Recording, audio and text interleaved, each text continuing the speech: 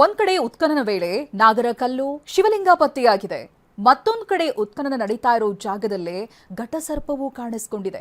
ಹೀಗಂತ ಲಕ್ಕುಂಡಿ ಜನ ಹೇಳ್ತಾ ಇದ್ದು ಭಯಭೀತರಾಗಿದ್ದಾರೆ. ಈ ಕುರಿತ ರಿಪೋರ್ಟ್ ಬನ್ನಿ ನೋಡೋಣ.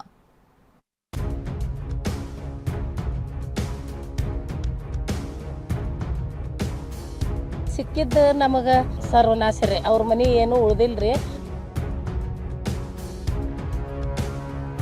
ಕ್ವಾಣ ಒಟ್ಟು ಮನುಷ್ಯನ ಅಲ್ಲಿ ಪ್ರಾಣ ತೊಗೊಂಡ್ಬಿಡೋದು. ಅದು ತಲೆ ಹುಚ್ಚಾದ್ರಿ, ಬೇಡಿ ಹಾಕಿತ್ರಿ, ಕೈಗೆ ಕಾಲಿಗ್ರಿ ಹುಚ್ಚ ಹಿಡಿತ್ರಿ.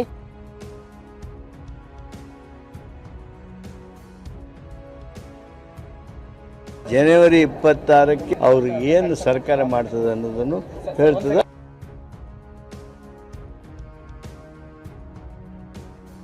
ಕೋಣಗಳ ಕಾವಲು, ಸರ್ಪಗಳ ಕೋಟೆ. ಕರ್ನಾಟಕದ ಚಿನ್ನದ ಹುಂಡಿ ಲಕ್ಕುಂಡಿಯಲ್ಲಿರುವ ಚಿನ್ನದ ನಿಧಿಗಳಿಗೆ ಅದೃಶ್ಯ ಕೋಣಗಳ ಕಾವಲಿದೆ. ಲಕ್ಕುಂಡಿಯಲ್ಲಿನ ನಿಧಿಗಳನ್ನ ಘಟಸರ್ಪಗಳು ಕಾಯುತ್ತಿವೆ. ನಿಧಿ ಕದಿಯಲು ಬಂದವರ ಪ್ರಾಣವನ್ನೇ ತೆಗೆದಿವೆ ಅಂತ ಜನ ಹೇಳ್ತಾನೆ ಇದ್ರು.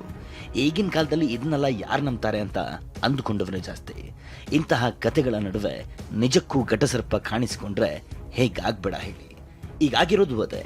ಉತ್ಖನನದ ಸ್ಥಳದಲ್ಲಿ ಘಟಸರ್ಪ ಕಾಣಿಸಿಕೊಂಡು ಜಿಲ್ಲೆಯ ಜನರ ನೆಮ್ಮದಿಗೆ ಕೊಳ್ಳಿ ಇಟ್ಟು ಬಿಟ್ಟಿದೆ.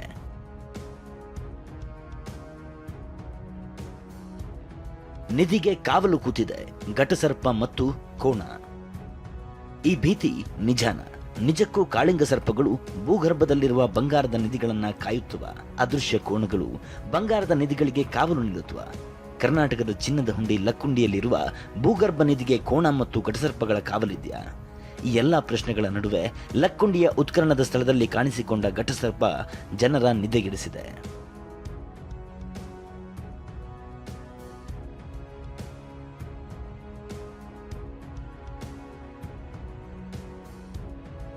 ಪ್ರಿಯ ವೀಕ್ಷಕರೇ, ಹಿಂದಿನ ಕಾಲದಲ್ಲಿ ತಮಗೆ ಸಿಕ್ಕ ನಿಧಿಗಳನ್ನು ಮುಚ್ಚಿಟ್ಟುಕೊಂಡವರ ಕುಟುಂಬಗಳು ಸರ್ವನಾಶವಾಗಿದೆ ಅಂತ ಸ್ಥಳೀಯರು ಈ ಮೊದಲೇ ಹೇಳಿದ್ರು.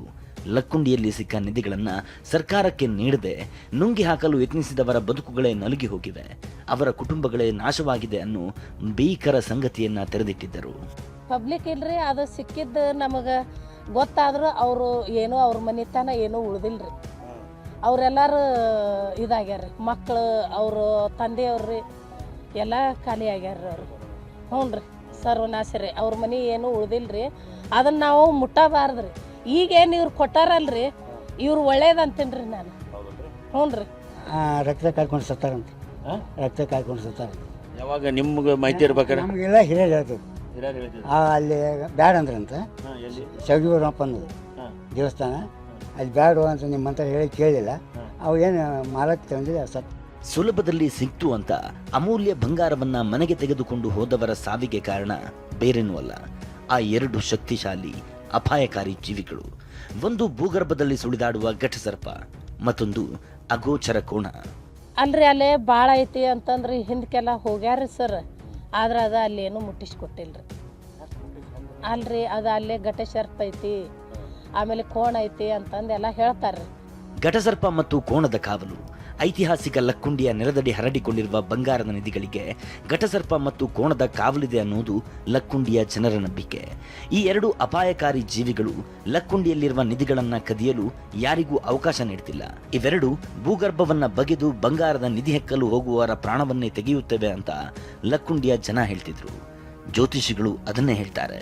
ನಿಧಿಯ ರಕ್ಷಣೆಯ ದೇವತೆ. ಹಾಗಾಗಿ ಪ್ರಾಕೃತಿಕವಾಗಿ ಏನೊಂದು ಸಂಪತ್ತುಗಳು ಭೂಗರ್ಭದಲ್ಲಿ ಇರುವಂತಹದ್ದಿರಬಹುದು ಅಥವಾ ಇನ್ನಿತರ ಯಾವುದೇ ಸಂಪತ್ತುಗಳಿರಬಹುದು, ಇಂತಹ ಸಂಪತ್ತುಗಳಿಗೆ ಪ್ರಾಕೃತಿಕವಾಗಿಯೇ ನಿರ್ಣಯಿಸಲ್ಪಡ್ತದೆ ಸರ್ಪನ ಕಾವಲು ಅಂತ ಹೇಳುವಂಥದ್ದು. ಹಾಗಾಗಿ ಸರ್ಪನ ಕಾವಲನ್ನು ಯಾರೋ ಒಬ್ಬ ವ್ಯಕ್ತಿ ತೀರ್ಮಾನ ಮಾಡುವುದಲ್ಲ, ಅದು ತನ್ನಿಂದ ತಾನಾಗಿಯೇ ಸಂಪತ್ತುಗಳು ಎಲ್ಲಿರುತ್ತೋ ಅಲ್ಲಿ ಸರ್ಪ ತನ್ನ ವಾಸ್ತವ್ಯವನ್ನು ಪ್ರಾಕೃತಿಕವಾಗಿ ಅದು ಆರಂಭಿಸುವಂತಹದ್ದು. ಇದು ಪ್ರಕೃತಿದತ್ತವಾಗಿ ನಡೆಯುವಂತಹ ವಿಷಯ. ಸ್ಥಳೀಯರು ಮತ್ತು ಜ್ಯೋತಿಷಿಗಳ ಮಾತು ನಿಜವಾಗಿದೆ. ಲಕ್ಕುಂಡಿ ಗ್ರಾಮದಲ್ಲಿ 3ನೇ ದಿನದ ಉತ್ಖನನ ಕಾರ್ಯ ಆರಂಭದ ವೇಳೆ ಕೋಟೆ ವೀರಭದ್ರೇಶ್ವರ ದೇವಸ್ಥಾನ ಬಳಿಯ ಆವರಣದಲ್ಲಿ ಬೆಳ್ಳಂಬೆಳಗ್ಗೆ ಬೃಹದಾಕಾರದ ಹಾವು ಪ್ರತ್ಯಕ್ಷವಾಗಿದೆ. ಉತ್ಖನನದ ಜಾಗದಲ್ಲಿ ಹಾವು ಕಂಡ ಕಾರ್ಮಿಕರು ಭಯಭೀತರಾಗಿದ್ದಾರೆ. ಆ ಮಾರ್ಗದಾಗಿದ್ದಾನೆ ಬಂತಂತ್ರಿ ಸರ್ ಅದು ಇಲ್ಲಿ ಹಿಂಗೆ ಬಂದ್ರಿ ಹಿಂಗೆ ಹೋಗಿ ಹಳ್ಳಿ ಹಿಂಗೆ ಹೋಗಿ ಮಾಯ ಆಗೈತೆ ಅಂತ ನೋಡಿ. ನಿಧಿ ಸಿಕ್ಕ ಜಾಗದಲ್ಲಿ ಹಾವು ಇರುತ್ತೆ ಅಂತ ಮೊದಲೇ ಹೇಳ್ತಿದ್ದ ಜನ ಇದೀಗ ವಿದ್ಯಾದಾನ ಶಿಕ್ಷಣ ಸಂಸ್ಥೆ ಶಾಲೆಯಲ್ಲಿ ಹಾವು ಕಂಡು ಹೌಹಾರಿದ್ದಾರೆ. ಗದಗ ಜಿಲ್ಲೆ ಲಕ್ಕುಂಡಿಗೆ ಏನೋ ಕಂಟಕ ಕಾದಿದೆಯೋ ಅನ್ನೋ ಭಯ ಜನರನ್ನ ಕಾಡೋಕ್ ಶುರುವಾಗಿದೆ. ಜೆಸಿಬಿ ಚಾಲಕ ಹಾವು ನೋಡಿ ಭಯದಿಂದ ಕಂಗಾಲಾಗಿದ್ದಾನೆ ಅಂತ ಸ್ಥಳೀಯರು ಹೇಳ್ತಿದ್ದಾರೆ. ಅದು ಕರೆ ಕಾಳಿಂಗ್ರಿ ಸರ್. ಆಮೇಲೆ ಕೂಲ್ದ ಎರಡು ಮಾರಿ ಮೇಲೆ ಐತ್ರಿ ಸರ್ ಅದು. ಅದಕ್ಕೆ ಮೈ ತುಂಬ ಕೂಲ್ದದವು. ಆಮೇಲೆ ಕಣ್ಣು ಅದಕ್ಕೆ ವಜ್ರ ಟೈಪ್ ಕಣ್ಣು ಅದಾವ್ರಿ ಸರ್. ಅದಕ್ಕೆ ಆ ಕಣ್ಣ ದೃಷ್ಟಿನ ಒಂದು ಬೆಳಕಾಗತ್ತೆ ರೀ ಸರ್ ಅದ್ರದ್ದು. ಆ ಥರ ಈ ನಮ್ಮ ಇರ್ಬದ್ದವ್ರ ಗುಡಿ ಒಳಗೆ ನಾವು ನೋಡೀವಿ. ಅದನ್ನು ನೋಡಿದ್ದೆ ಅವತ್ತಿಗೆ ಕಂಡದ್ದು ಇವತ್ತಿಗೆ ಹೆಂಗೆ ಕಾಣ್ತಿದ್ದು ನಮಗೆ ಇದು ಭಯ ಉಂಟು ಮಾಡಕ್ಕೆ ಹುಟ್ಟಿ ಕಂಡೈತ್ರಿ ಸರ್ ಇದು. ಆದರೆ ನಿಧಿಯನ್ನ ಘಟಸರ್ಪ ಕಾಡೆಮ್ಮೆ ಕಾಯುತ್ತೆ, ದಿಗ್ಬಂಧನ ಹಾಕಿರುತ್ತೆ ಅನ್ನೋದೆಲ್ಲ ಬರೀ ನಂಬಿಕೆ ಅಷ್ಟೇ. ವೈಜ್ಞಾನಿಕವಾಗಿ ಇದು ಸಾಬೀತಾಗಿಲ್ಲ. ಉತ್ಖನನ ಮಾಡುವ ಅಧಿಕಾರಿಗಳಿಗೂ ಯಾವುದೇ ಸಮಸ್ಯೆ ಆಗೋದಿಲ್ಲ ಅಂತ ಇತಿಹಾಸ ತಜ್ಞ ಡಾಕ್ಟರ್ ಶೆಲ್ವಪಿಳ್ಳೈ ಅಯ್ಯಂಗಾರ್ ಹೇಳ್ತಾರೆ. ಈ ನಿಧಿಯನ್ನು ಅಷ್ಟದಿಗ್ಬಂಧನ ಮಾಡಿರುವಂಥದ್ದು, ನಿಧಿಯಲ್ಲಿ ಹಾವುಗಳು ಕಾಯೋದು, ನಿಧಿಯಲ್ಲಿ ದೊಡ್ಡ ದೊಡ್ಡ ಕಾಡೆಮ್ಮಗಳು ಬಂದು ಗುದ್ದಿ ಸಾಯಿಸೋದು, ಇವೆಲ್ಲವೂ ಕೂಡ ನಂಬಿಕೆಗಳಾಗಿಯೇ ಉಳಿದಿದೆಯೇ ಹೊರತು ಇದು ಯಾವುದೂ ಕೂಡ ನಮಗೆ ಇಲ್ಲಿ ತನಕ ನೇರವಾಗಿ ಕಂಡು ಬಂದಿಲ್ಲ. ಇದೆಲ್ಲ ನಂಬಿಕೆಗಳೇ ಹೊರತು ನಮ್ಮ ಎಕ್ಸ್ಕವೇಷನ್ಸ್ ಮಾಡೋರಿಗೆ ನಾವು ತುಂಬ ವೈಜ್ಞಾನಿಕವಾದ ರೀತಿಯಲ್ಲಿ ಎಕ್ಸ್ಕವೇಷನ್ಸ್ ಮಾಡೋದ್ರಿಂದ ಮತ್ತು ಓಪನ್ ಟು ಜಗತ್ತು, ಅಂದರೆ ಓಪನ್ ಟು ವರ್ಲ್ಡ್. ನೀವು ಹೋಗಿದ್ರೆ ಲಕ್ಕುಂಡಿಯಲ್ಲಿ ನೋಡ್ಬೋದು, ವಿಡಿಯೋಗ್ರಾಫ್ ಆಗುತ್ತೆ, ಫೋಟೋಗ್ರಾಫ್ ಆಗುತ್ತೆ, ಮಾಧ್ಯಮವ್ರನ್ನ ಬಿಡ್ತೀವಿ, ಎಕ್ಸ್ಕವೇಷನ್ ಡೈರೆಕ್ಟರ್ಗಳು ಅವರು ಇವರೆಲ್ಲ ಇರ್ತಾರೆ, ಎಲ್ಲ ನೋಡ್ತಾ ಇರ್ತಾರಲ್ಲ. ಇದು ಓಪನ್ ಟು ಆಲ್, ಏನೂ ಸಮಸ್ಯೆ ಇಲ್ಲ. ಅದೇನೇ ಇರಬಹುದು, ಆದರೆ ಸದ್ಯ ಕಾಣಿಸಿಕೊಂಡಿರುವ ಹಾವು ಮಾತ್ರ ಜನರ ನೆಮ್ಮದಿ ಕೆಡಿಸಿರೋದಂತೂ ಸತ್ಯ.